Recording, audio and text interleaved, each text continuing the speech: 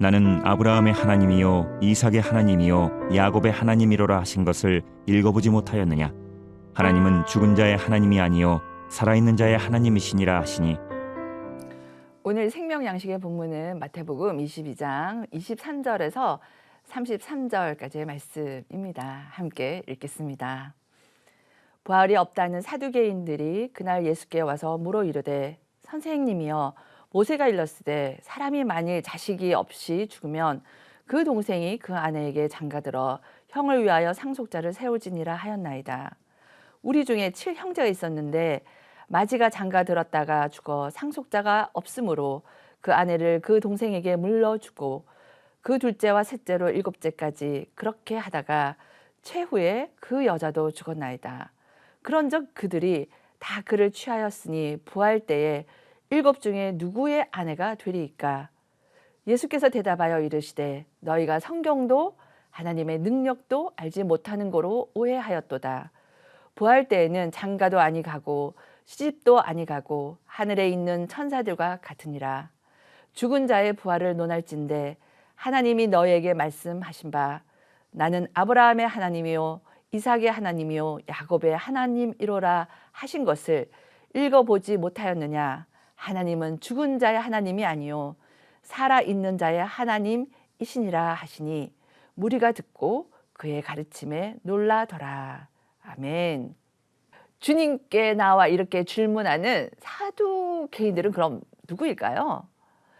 사두개인들은요 다윗의 때에 대제사장이었던 사독의 후손들이었습니다. 그들은 성경에서 오직 모세 오경만을 받아들이고 인정하였어요. 그 윤리적이고 도덕적인 가르침에 자신들의 가치를 부여하면서 살았던 사람들이에요. 몸의 부활과 영적인 존재, 특히 천사도 받아들이지 않고요. 천국과 지옥, 우리 영혼의 불멸을 믿지 않았습니다. 우리도 말씀의 어떤 부분만을 선택하여 우리의 기준으로 삼고 따르다가 그것이 신념까지 되어지는 것, 그것을 경계해야 할 것입니다. 사두개인들의 삶을 살펴볼까요?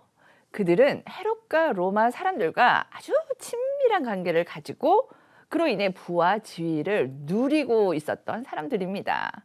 그러니 현실적인 안락과 풍족한 삶을 누리는 것이 중요한 가치였습니다.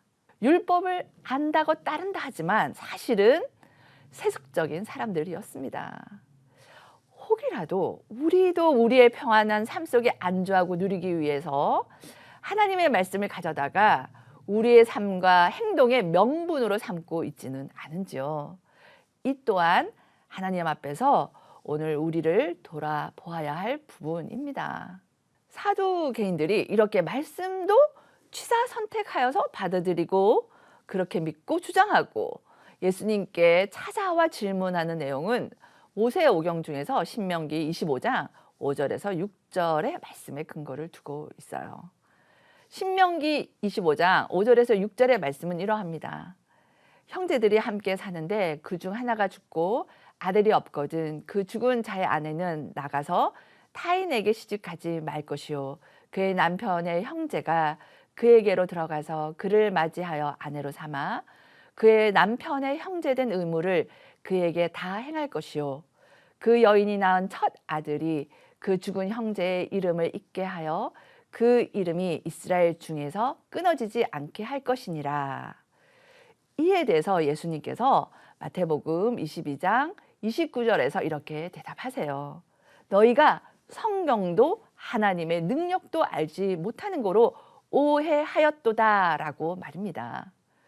신명기 25장 5절에서 6절의 말씀은 이스라엘 백성이 가문과 기업이 끊어지지 않고 이어져 갈 수 있도록 보호하시기 위해 제정된 하나님의 규례입니다. 또한 이 규례는요, 이방인과 결혼하여서 하나님의 백성이 우상을 섬기게 되는 죄를 범하지 않도록 보호하는 제도이죠. 그리고 또한 홀로 남겨진 가부인 여인, 곧 연약한 자를 보호하기 위한 하나님의 백성 보호법인 것입니다. 부활과는 전혀 상관이 없는 말씀입니다. 그리고 또 사두개인들이 알지 못한다라고 하는 것은 죽은 자도 살릴 수 있는 하나님의 능력을 알지 못한 것입니다.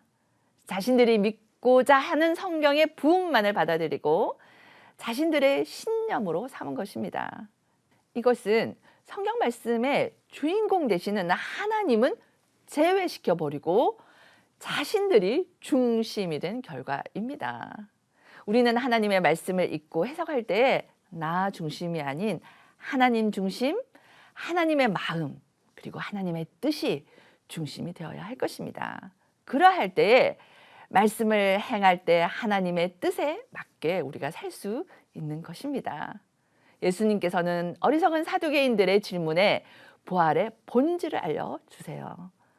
부활 때에는 장가도 아니 가고 시집도 아니 가고 하늘에 있는 천사들과 같으니라 라고 말씀하세요. 그리고 본문 32절에서 하나님은 죽은 자의 하나님이 아니요 살아있는 자의 하나님이시니라 라고 하시면서 아브라함과 이삭과 야곱이 하나님과 함께 살아있음을 말씀하십니다. 할렐루야. 우리가 성도로서 죽음을 두려워하지 않을 수 있는 것은 부활로 생명을 주기까지 우리를 사랑하사 구원을 주신 영광의 주님을 만나게 될 것이기 때문입니다.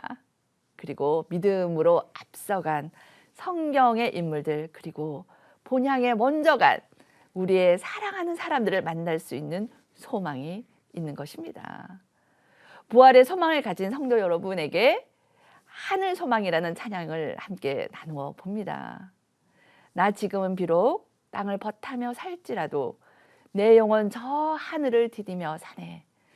주님 계신 눈물 없는 곳, 저 하늘에 숨겨둔 내 소망 있네. 보고픈 얼굴들, 그리운 이름들 많이 생각나. 때론 가슴 터지도록 기다려지는 곳, 내 아버지 넓은 품 날 맞으시는 저 하늘에 쌓아둔 내 소망 있네. 주님, 그 날에 이를 때까지 순례의 걸음 멈추지 않으며 어떤 시련이 와도 나 두렵지 않네. 주와 함께 걷는 이 길에. 아멘입니다. 우리를 부활 소망으로 초대하시기 위해 우리 죄를 담당하시고 죽기까지 자신을 내어주신 예수 그리스도의 사랑을 기억하며 본향을 더욱 사모하는 오늘이 되기를 소망합니다.